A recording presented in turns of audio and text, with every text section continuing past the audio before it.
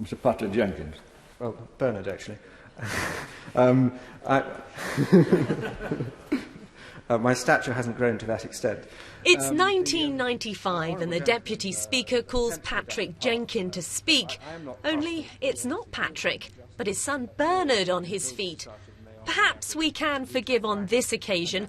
Lord Jenkin, as he became, had only left the Commons 5 years before his son arrived. Today, Westminster has 20 MPs whose fathers were also in the Commons.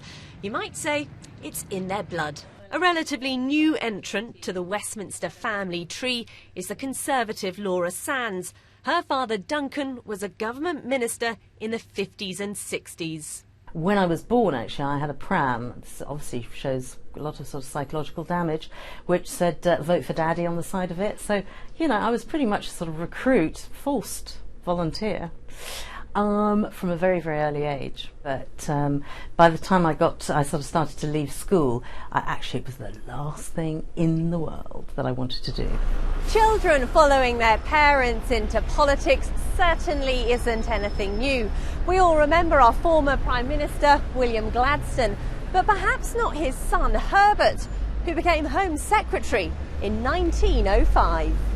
Fast forward more than half a century, and Douglas, now Lord Hurd, an MP in the 70s, 80s and 90s, has been followed into the Commons by his son Nick, who's currently a junior minister. Then there's the prominent Tony Benn, here campaigning in the 1963 by-election. His son Hilary was a Secretary of State under the Labour Prime Ministers Blair and Brown. Hello, how you all? Well, I came over to see you because... And this father-son duo are both still very much active in Westminster. Cup of tea with that. Let's get your cup of tea. Lindsay Hoyle's a Deputy Speaker. His father, Lord Hoyle, a former Labour MP. Obviously, you know, the first impression you've got is a Labour Party conference as a very young child, being out delivering leaflets, the election addresses had to go out. I was the cheap Labour that was out there delivering. So I've always got that distant memory. Scarred for life, but something I didn't give up on. Lord Hoyle, did you encourage Lindsay to go into politics?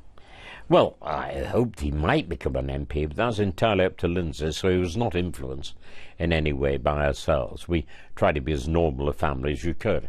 As for the latest additions to the Westminster family tree, Jack Straw's son Will has been selected as a Labour candidate for the neighbouring constituency to his dad. John Prescott's son David hopes to be contesting Greenwich and Woolwich, and there are even rumours Tony Blair's son Ewan is eyeing up a seat for the 2015 election.